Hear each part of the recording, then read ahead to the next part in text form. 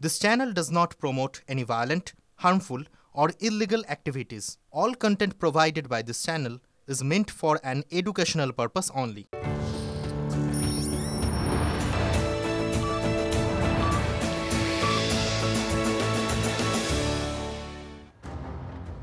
নমস্কার, টিভি9 বাংলায় আপনাদের আরও একবার স্বাগত জানাই। আমি শুভজিৎ রয়েছি আপনাদের সঙ্গে। আপনারা জানেন পাঁচটা মানে পাঁচ কথা মানে এই মুহূর্তে এখনো পর্যন্ত সব থেকে বড় খবরগুলো একটু ঝাড়াই বাছাই করে আপনাদের সামনে নিয়ে আসি পাঁচ কথায়।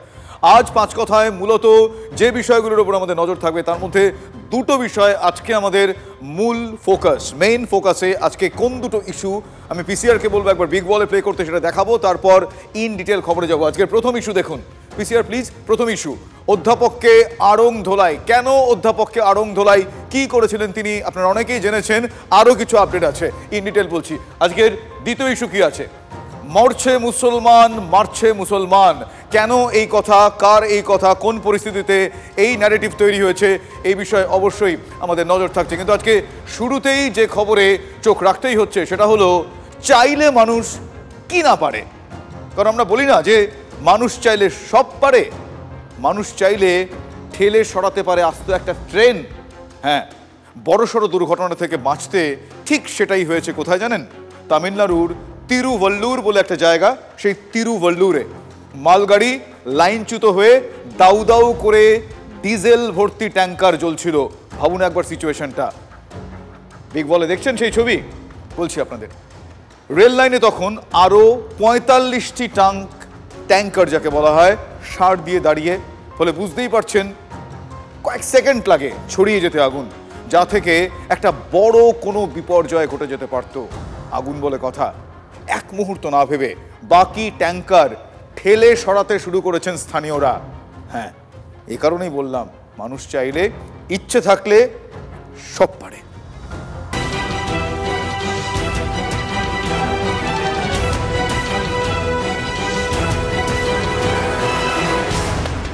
তেলের ট্যাঙ্কারবাহী মালগাড়িতে ভয়াবহ আগুন।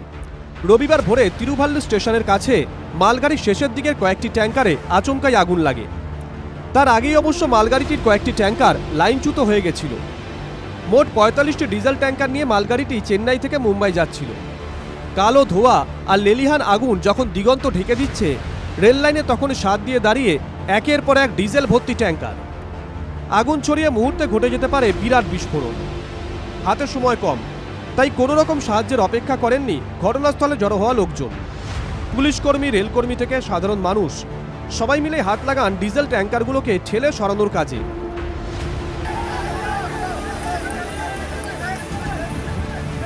একে একে ডিজেল ট্যাঙ্কারগুলোকে সরিয়ে নেওয়ায় বড়সড় বিপদের হাত থেকে রক্ষা পায় গোটা এলাকা।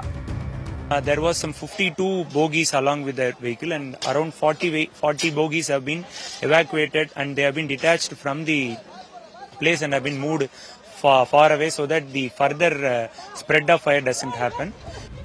অগ্নিকাণ্ডে জেরে ওই রুটে বহু ট্রেন সকাল থেকে বাতিল করা হয়। পরিস্থিতি ভয়াবহ আকার নিলে আশেপাশের এলাকার মানুষজনকে অন্যত্র সরিয়ে নিয়ে যাওয়ার কথা ভেবে রেখেছিল প্রশাসন। সেজন্য জাতীয় বিপর্যয় মোকাবিলা বাহিনীর দুটি উদ্ধারকারী দলও পরে ঘটনাস্থলে পৌঁছয়। हमने कलेक्ट्रेट ऑफिस त्रिलोर से इसके बारे में कांटेक्ट किया।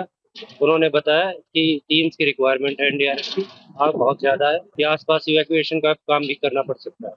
तो इस वजह से एनडीआरएफ की 2 टीमें, एक काराकोरम से और एक चेन्नई से यहाँ पर आई हुई है, स्टेशन है।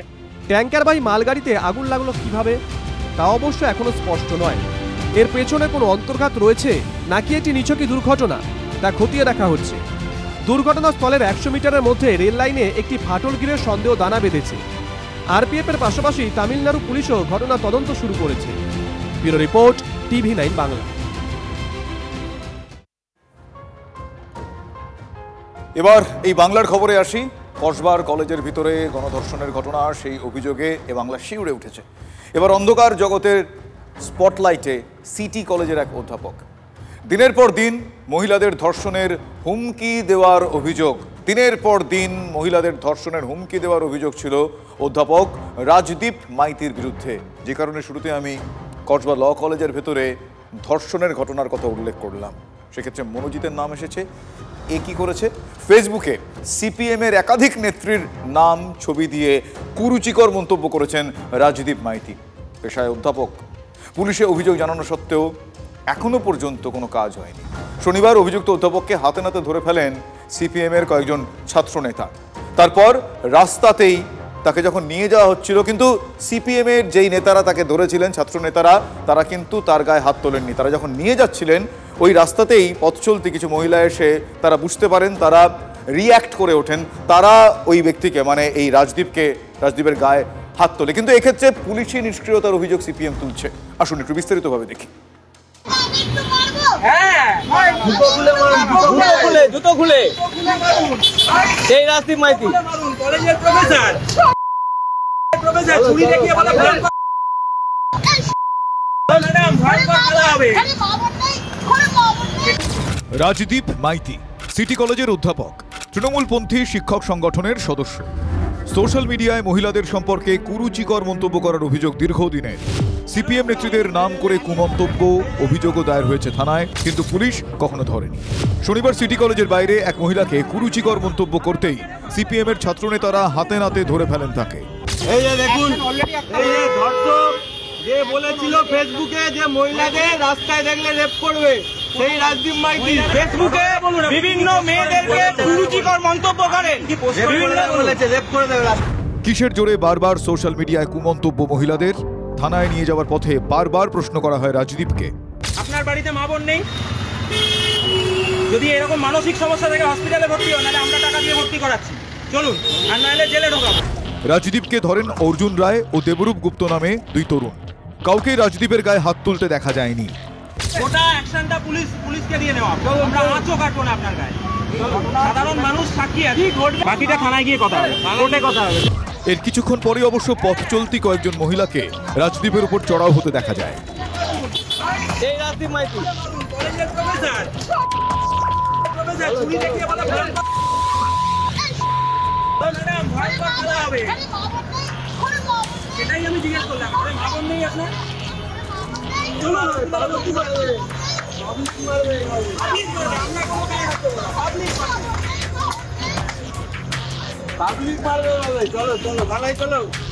পরিস্থিতি বুঝে ক্ষমা চাইতেও দেখা যায় রাজদীপকে।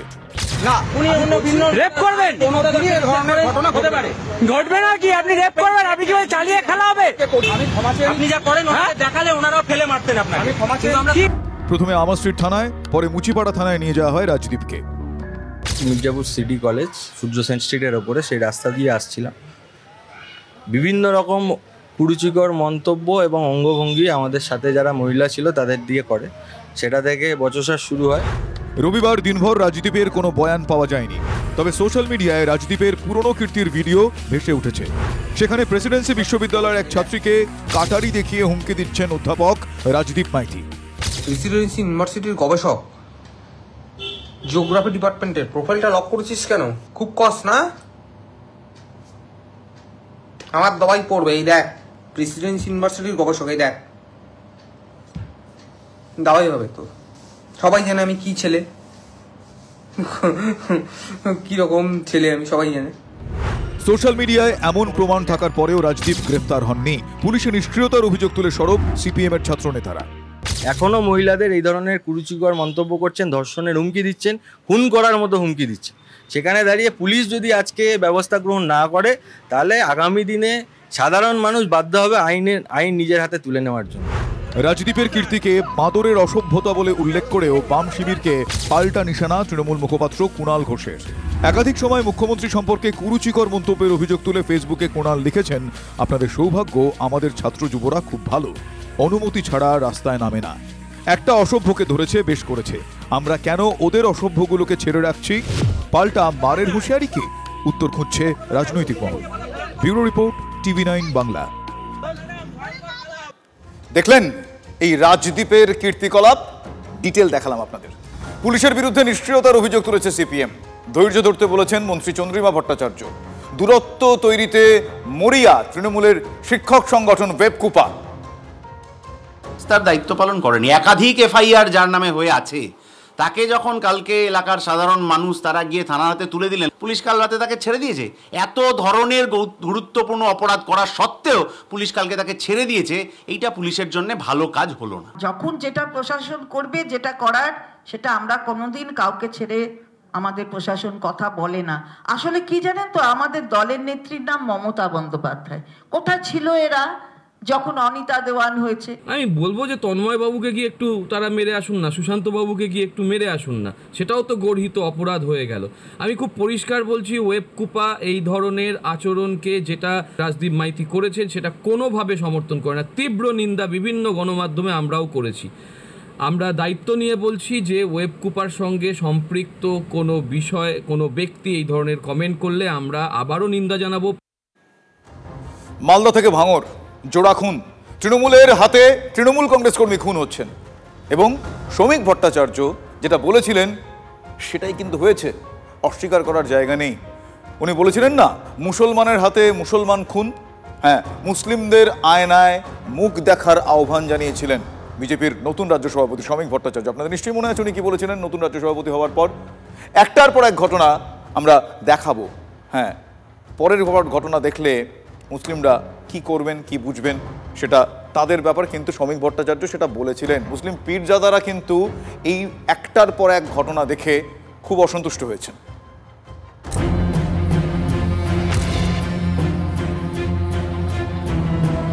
বিজেপি রাজ্য সভাপতি পদে বসেই বাংলার মুসলিমদের বার্তা দিয়েছিলেন শ্রমিক ভট্টাচার্য। মরছে মুসলমান, মারছে মুসলমান, কারা এই অবস্থা তৈরি করলো?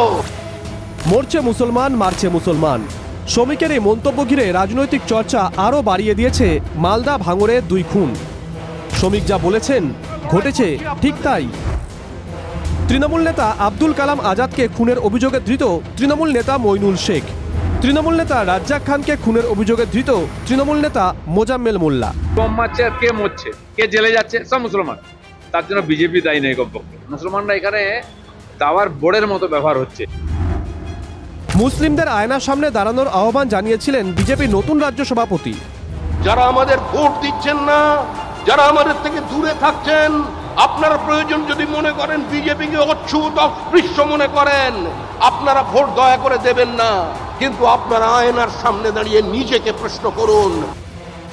মুসলিমরা কি বলছেন, কি বলছেন ফুরফুরা শরীফের পীরজাদারা?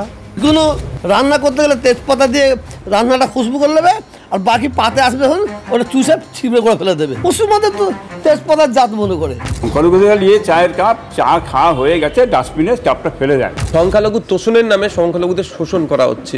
পশ্চিমবাংলায় কুকুরের সন্তানের থেকেও মুসলমানদের সন্তানদের দুরবস্থা বেশি। শ্রমিকের সুরি তহা সিদ্দিকির গলায়। মরছে কে? মুসলমান। মারছে কে? মুসলমান। শহীদ মিনার ময়দান ভরাবে কে? মুসলমান। বাঁশ নেবে কে হাতে? মুসলমান। মারবে কাকে? মুসলমান। আর পদের বেলায় উপ মানে উপপ্রধান, সভাপতি সিট দেওয়া হবে না। ফুরফুরা শরীফের আরেক পীরজাদা ইব্রাহিম সিদ্দিকী। অনেকেই বলেন তিনি বাম ঘেঁষা। তার দাবি সংখ্যালঘুদের চায়ের কাপ বানিয়ে রেখেছে তৃণমূল সরকার। সংখ্যালঘুরা মার খেচ্ছে কি হিসেবে সংখ্যালঘু বুঝতে পারছে? এই সরকার আসার পর সংখ্যালঘুদের কিছুই তো হয় না, কেবলমাত্র চায়ের কাপ ব্যবহার ছাড়া আর অন্য কিছু নেই, এরা কিছু পাবে না। তৃণমূলকে বিঁধেছেন ফুরফুরা শরীফের পীরজাদা তথা আইএসএফ বিধায়ক নওশাদ সিদ্দিকী। আমি বলছি ছাগলের তৃতীয় সন্তানের জায়গাতেও রাখেনি সংখ্যালঘুদের। দিন কয়েক আগে জলপাইগুড়ি তৃণমূল সংখ্যালঘু নেতার মুখেও বঞ্চনার সুর শোনা গেছিল। আমার যে মাদার কমিটির নেতৃত্ব আছে ওনাদেরকে বলবো যে আমাদেরকে ছাগলের 6 নম্বর বাচ্চা বানায় রাখবেন। আমরা সংখ্যালঘু তৃণমূল কংগ্রেসের লোক, আমাদেরও ভোট ব্যাংক আছে। আমি কাউকে মাথায় রাখবো, কাউকে পায়ে রাখবো, এটা হয় না, এটা করা যায় না, এটা অন্যায়। তৃণমূলকে বিধছেন প্রাক্তন কংগ্রেস সাংসদ অধীর চৌধুরীও। এর জন্য মুসলমান, এটাই তৃণমূলের প্রকৃত মুসলমানের প্রতি ভালোবাসা। অনুন্নয়নের অভিযোগ উড়িয়ে কুণাল বলছেন কমিউনিকেশন গ্যাপ। মমতা ব্যানার্জি কন্যাশ্রী থেকে লক্ষ্মীর ভান্ডার দেন, তখন কি ধর্ম বেছে দেন? তখন কি মুসলিম পরিবারে যায় না? স্বাস্থ্যসাথী মুসলিম পরিবারে যায় না? সংখ্যালঘুদের জন্য কতগুলো স্কলারশিপ আছে, তারা কি সংখ্যালঘু পরিবারগুলি পান না? ফলে কোথাও একটা কমিউনিকেশন গ্যাপ হয়েছে। এর জন্য দায়ী কে? তৃণমূল কি উত্তর খুঁজবে? Bureau report, TV9 Bangla. ভাঙড়ে শাসক দলের নেতা খুনে 3 দিনের মাথায় প্রথম গ্রেফতার। রাজ্জাক খান খুনে পাকড়াও করা হয়েছে তৃণমূল কংগ্রেসের এক নেতাকে। ক্ষমতার দখলদারিতে খুনের ইঙ্গিত তদন্তে পাওয়া যাচ্ছে। আর এই ঘটনায় তৃণমূলের গোষ্ঠীদ্বন্দ্ব প্রকাশ্য হতে ওই দায়ে ঝেড়ে ফেলার একটা চেষ্টা শওকত মোল্লা করেছেন, কনসিয়াসলি করেছেন। কোন সূত্র ধরে হত্যার মাস্টার মাইন্ডকে পুলিশ গ্রেফতার করলো, এটা একটা গুরুত্বপূর্ণ প্রশ্ন। দ্বিতীয় প্রশ্ন, কোথায় কোন অসঙ্গতি পুলিশ পেয়েছিল? হ্যাঁ, টিভি 9 বাংলার এক্সক্লুসিভ রিপোর্টে কিছুটা ইঙ্গিত আজ আপনারা পাবেন। আসুন দেখি। ভাঙড়ের তৃণমূল নেতা রাজ্জাক খান খুনে দুদিন পর ব্রেক থ্রু পুলিশের। গ্রেফতার এলাকার দাপুটে তৃণমূল কংগ্রেস নেতা মুফাজ্জল মোল্লা, ভাড়াটে খুঁড়ি লাগিয়ে হত্যা।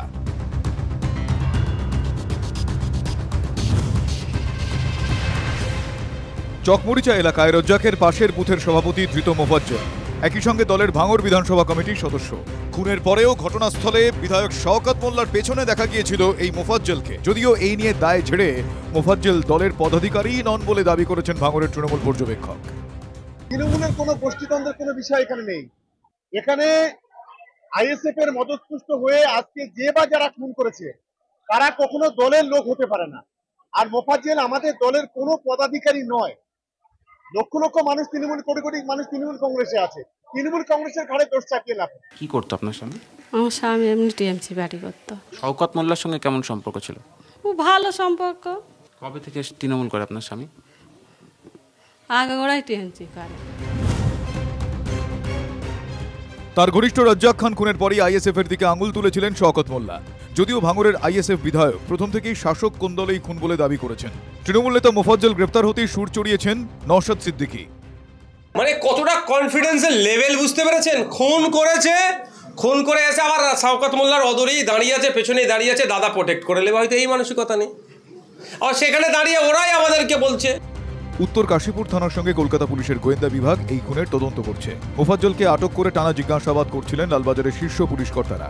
শেষমেশ হত্যাকাণ্ডে যুক্ত থাকার প্রমাণ পেয়ে মোফাজ্জলকে গ্রেফতার করা হয়। রাজ্জাক খান খুনের পরই অন্যদের সঙ্গে ঘটনাস্থলে পৌঁছন মোফাজ্জল। কিন্তু কিভাবে পৌঁছেছিলেন, একাধিক অসঙ্গতি উঠে আসে এ জবাবে। প্রথমে দাবি করেন তৃণমূল নেতা আহসান মোল্লার গাড়িতে পৌঁছন, পরে দাবি করেন দলীয় কর্মীর বাইকে ঘটনাস্থলে পৌঁছন। মোফাজ্জলের কল রেকর্ডে খুনের সময়ের আগে ও পরে সন্দেহজনক ফোন কলের হদিশ পাওয়া গিয়েছে। এসে সে যখন নিজেদের মধ্যে বৈঠক করে সেখানে উপস্থিত ছিল মোফাজ্জল মোল্লা। আর এইখানেই পুলিশ তদন্ত করতে গিয়ে এই সিসি ক্যামেরা ফুটেজ তারা সংগ্রহ করে। পুলিশ সূত্রে খবর দেখতে পায় যে যখন এখান থেকে রাজ্জাক খান বেরোচ্ছে তার আগেই বেরিয়ে যাচ্ছে মোফাজ্জল। সেখানে নিহত রাজ্জাক খানও ছিলেন। বিজয়গঞ্জ বাজারের পার্টি অফিস থেকে বেরিয়ে এক নির্মাণ ব্যবসায়ীর খোঁজ করেন। ব্যবসায়ীকে না পেয়ে মোটর বাইক নিয়ে ভাঙড় থানার সামনে যান রাজ্জাক। এই পার্টি অফিস থেকে যখন বেরোবে তার ঠিক 10 মিনিট আগেই মোফাজ্জল সে বেরিয়ে যায়, পৌঁছে যায় বিজয়গঞ্জ বাজারে। স্বাভাবিকভাবেই তার এটা পূর্ব পরিকল্পনা ছিল, আর প্রতি মুহূর্তে রাজ্জাককে নজরে রাখছিল অভিযুক্ত মোফাজ্জল মোল্লা। তিনি থানা থেকে বাড়ি যাওয়ার 10 মিনিট আগে ওই এলাকা ছাড়েন মোফাজ্জল। যখন রাজ্জাক ভাঙড় পার্টি অফিস থেকে এই রাস্তা ধরে বাড়ি যাওয়ার পরিকল্পনা করেছে তখন মোফাজ্জল বিজয়গঞ্জ বাজারে ফোনে দুষ্কৃতীদের নির্দেশ দিচ্ছে। যখন বাইক এসে এখানে থামে রাজ্জাকের, তখনই ঠিক তার উল্টো দিকে একেবারে ঘন জঙ্গলের মধ্যে গা ঢাকা দিয়ে থাকা দুষ্কৃতীরা মুখ ঢাকা অবস্থায় তাকে গুলি করে। আর রাজ্জাক যখন মাটিতে লুটিয়ে যায় তখনই এই রাস্তা ধরে একেবারে গ্রামের দিকে পালিয়ে যায় দুষ্কৃতীরা। ভাড়াটে খুনি দিয়ে ভাঙড়ের তৃণমূল নেতাকে খুন। ক্যানিং এলাকার দুষ্কৃতীদের এই হত্যাকাণ্ডে যোগ থাকতে পারে বলে অনুমান। তাদের দ্রুত চিহ্নিত করার চেষ্টা চালাচ্ছেন তদন্তকারীরা। সত্যজিৎ মণ্ডল, সুশোভন ভট্টাচার্যর রিপোর্ট, টিভি 9 বাংলা। এবার আপনাদের খানাকুলের ছবি দেখাবো। বন্যার জলে আবারও প্লাবিত হয়ে গিয়েছে খানাকুল। জলমগ্ন গড়ের ঘট আরামবাগ রাজ্য সড়কের জগদীশতলা এলাকা। জল থই থই জগৎপুর পঞ্চায়েতের বিস্তীর্ণ এলাকা। খাল বিল দিয়ে খানাকুলের বিস্তীর্ণ এলাকায় বন্যার জল ছড়িয়ে পড়ছে। হাঁটু সমান জলের ওপর দিয়েই মানুষকে যাতায়াত করতে হচ্ছে। জলের তলায় চাষের জমি চলে গিয়েছে। ক্ষতির আশঙ্কায় মাথায় হাত কৃষকদের। ব্রিজের অবস্থা খুবই খারাপ, গুজরাটের মতো ভেঙে না পড়ে গেলে হয়। এবং ব্রিজের তলায় নানা রকম ময়লা ফেলছে, সেই ময়লার এক দুর্গন্ধ, তাতেও যাওয়া যাচ্ছে না। আর গাড়ি বাড়ি তো আমরা মোটরসাইকেলে যাতায়াত করি, আমাদের খুব মানে গাড়ি নিয়ে অ্যাক্সিডেন্ট হওয়ার বেশি সম্ভাবনা। ব্রিজের অবস্থাটাই তো দীর্ঘদিন ধরে হচ্ছে এই খারাপ অবস্থায় হয়ে আছে। রড বেরিয়ে গেছে, ইতিমধ্যেই দেখছেন যে হচ্ছে যেভাবে হচ্ছে পিচ উঠে গেছে, মানুষ জীবনে ঝুঁকি নিয়ে হচ্ছে যাতায়াত করছে।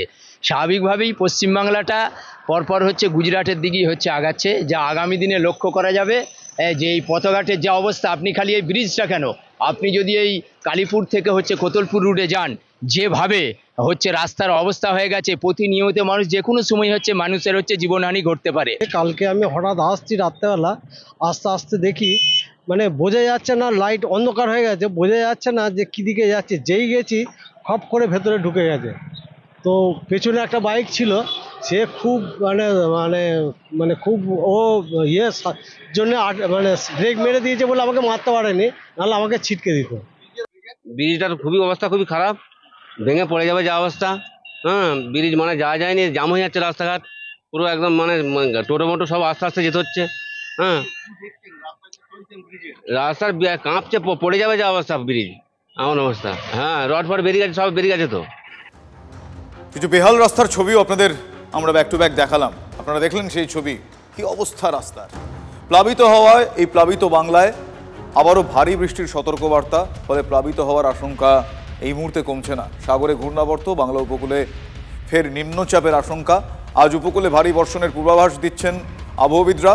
কাল দক্ষিণবঙ্গের 7 জেলায় ভারী বৃষ্টির সতর্কতা রয়েছে, কাল হলুদ সতর্কতা রয়েছে উপকূল এবং পশ্চিমের জেলায়। প্লাবিত পশ্চিম মেদিনীপুরে অতি ভারী বৃষ্টিও হতে পারে। মঙ্গলবার দক্ষিণের 5 জেলায় ভারী বৃষ্টির ইঙ্গিত। সতর্কতা 2 বর্ধমান, বীরভূম, নদিয়া, মুর্শিদাবাদে। 3 দিন ভারী বৃষ্টির সতর্কতা ঝাড়খণ্ডেও রয়েছে, ফলে ডিভিসির জলে বিপদ আরও বাড়তে পারে, আশঙ্কা এমনটাই।